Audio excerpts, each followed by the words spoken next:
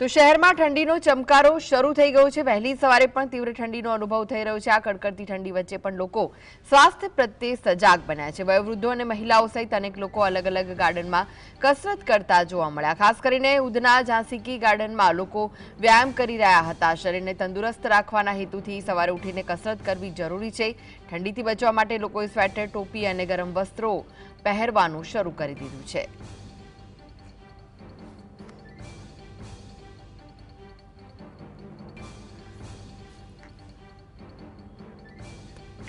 તો વધુ વિગતો માટે જોડાઈ ગયા છે સુરતથી સંવાદદાતા સાહિસ। રાજ્યમાં ઠંડીનો ચમકારો જોવા મળી રહ્યો છે। લોકો હવે પોતાનું સ્વાસ્થ્ય જાળવવા માટે પણ સભાન બન્યા છે। શું વિગતો મળી રહી છે? બિલકુલ જે રીતના હવામાન વિભાગ દ્વારા આગાહી કરવામાં આવી છે, આવનારા સમય દરમિયાન ઠંડીનો ચમકારો વધુ વધશે અને હાલ પણ જે રીતના મોડી રાત્રે અને ખાસ કરીને વહેલી સવારે ઠંડીનો ચમકારો વધ્યો છે, ત્યારે સુરત શહેરના અલગ અલગ વિસ્તારો અને ખાસ કરીને ગાર્ડનોની અંદર જે લોકો જે છે તે કસરત કરવા માટે આવતા હોય છે અને ખાસ કરીને જે રીતના અત્યારે જોઈ શકાય છે, જે કસરત કરવા માટે આવતા લોકો જે છે તે અહીં ઉપસ્થિત છે અને ખાસ કરીને ઠંડીનો ચમકારો જે છે તે હવે દિવસે ને દિવસે વધી રહ્યો હોય તેવું લાગી રહ્યું છે। આપણે સ્થાનિક લોકો જોડે વાત કરીશું। બેન, क्या कहोगे ठंडी को लेकर कैसा स्थिति देखने में? बहुत ज़्यादा ठंडी हो रही है, बट हम लोग आ रहे हैं और कर रहे हैं, तो रनिंग वगैरह करो आप। और इसलिए हमें ठंडी बिल्कुल नहीं लग रही है। कर रहे हैं 1 आवर 2 आवर्स ऐसे करो। और यहाँ पे हम झांसी की रानी पे खड़े हैं, यहाँ पे फ्री में भी योगा कर रहे हैं। और सुबह से अभी 10 ओ क्लॉक तक कर रहे हैं, चालू है और फ्री ऑफ कॉस्ट है। तो सब लोग आ रहे हैं, योगा कर रहे हैं, कोई वर्कआउट कर रहे हैं, कोई रनिंग कर रहे हैं, वॉकिंग कर रहे हैं। तो आप लोग सब करो, यही महीना है जो मतलब स्ट्रॉन्गेस्ट पर्सन बनोगे तो पूरे साल अच्छे जाएंगे। ठंडी को लेकर आप सुबह में गार्डन में आते हो, कसरत करते हो, क्या कैसे माहौल देखने मिलता है? ઠંડી એટલી બધી છે ને કે હા, પહેલા પથારીમાંથી ઉઠવાનો જ કંટાળો આવે છે, પણ જેવા ઉઠીને આવીએ છીએ અને ગાર્ડનમાં આવીએ છીએ તેવી એટલી સ્ફૂર્તિ લાગી છે।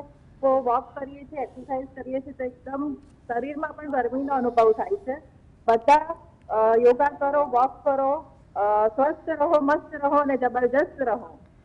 બિલકુલ જે રીતના મહિલાઓ પણ જણાવી રહી છે કે વહેલી સવારે કસરત કરવાથી સ્વસ્થ રહેવાય છે, પરંતુ ક્રિષ્ના, વહેલી સવારે એક્યુઆઈ નું પ્રદૂષણ પણ ખૂબ જ વધ્યું છે અને એક્યુઆઈ ના કારણે કસરત કરતા લોકો જે છે તે હવે સ્વાસ્થ્ય માટે તેમને પણ હાનિકારક જોવા મળી રહ્યું છે। કેટલાક યુવાનો આપણી જોડે ઉપસ્થિત છે। एक्यूआई प्रदूषण बढ़ रहा है, उसको लेकर क्या कहोगे?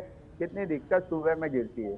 एक्यूआई के कारण सुबह का भी जो एटमॉस्फेयर है वो इतना मतलब पोल्यूटेड है, इतना खराब है कि मैं कह सकता हूँ कि मैंने आज से 5 साल जो हम पुराने, अगर हम 5 साल पीछे देखें तो हमारा एक्यूआई जितना मेंटेन था आज उतना ही अनहाइजेनिक होता जा रहा है। ग्लोबल वार्मिंग इतनी ज़्यादा बढ़ती जा रही है। मैं सब लोगों से अपनी तरफ से एक अपील करूंगा, एक भारतीय नागरिक होने के कारण अनुरोध करूंगा कि जहाँ तक हो सके हमें अपने नेचुरल ब्यूटी को बनाए रखना है। अगर हमारा इन्वायरमेंट सही रहेगा तो ही सब कुछ सही चलेगा, नहीं तो कुछ सही चलने वाला है नहीं। क्योंकि आज बढ़ते पोल्यूशन के कारण बहुत सारी लंग डिजीज, बहुत सारी बीमारियां, जितनी भी लंग से रिलेटेड बीमारी है वो सब पोल्यूशन की वजह से। जहाँ तक हो सके सब के सब एक एक प्लांट लगाओ, अपने देश को वापस से हरा भरा और सुनहरा बनाओ, क्योंकि ये देश है तो सब।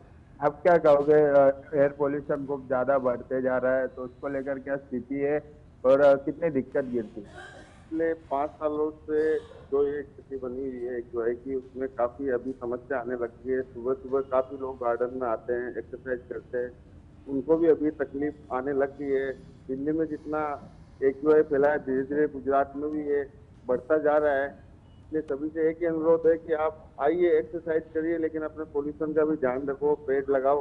स्वच्छ इंडिया अपने को बनाना है ताकि ये पोल्यूशन आगे नहीं फैले। બિલકુલ જે રીતના અત્યારે લોકો અહીં ઉપસ્થિત છે, એક્યુઆઈ નો પણ ક્યાંક ને ક્યાંક વિરોધ કરી રહ્યા છે, કારણ કે ખૂબ જ હાનિકારક એક્યુઆઈ જોવા મળી રહ્યો છે। એક્યુઆઈ હવે પ્રદૂષણ ખૂબ વધી રહ્યું છે, તેને લઈને શું કહેશો? અને ખાસ કરીને તંત્ર પણ કોઈ ध्यान નથી આપી। तंत्र से भी एक ही चीज बोलना चाहता हूँ कि हर जगह पेड़, सभी को यही होना चाहिए कि सब लोग अपने घर में भी एक पेड़ लगाए और बाहर भी एक पेड़ लगाए। स्वस्थ रहेंगे, मस्त रहेंगे, तभी ये पर्यावरण हम पूरी तरह से स्वस्थ बना सकेंगे और यही बोलना चाहूँगा। બિલકુલ તે જે રીતના વહેલી સવારે ઠંડીનો ચમકારો ખૂબ જ વધી રહ્યો છે ત્યારે ગાર્ડનની અંદર કસરત કરવા માટે આવતા હોય છે અને ખાસ કરીને કસરત કરતી વખતે વહેલી સવારે ધુમ્મસ અને ખાસ કરીને એક્યુઆઈ પ્રદૂષણનું વાતાવરણ જોવા મળતું હોય છે ત્યારે લોકો હવે જણાવી રહ્યા છે કે તંત્રએ પણ આ બાબતે ધ્યાન રાખવું જોઈએ અને ખાસ કરીને ઝાડ જે છે તે રોપવું જોઈએ તેવી વાત કરવામાં આવી છે. જી જી, આભાર સાહિલ સમગ્ર માહિતી આપવા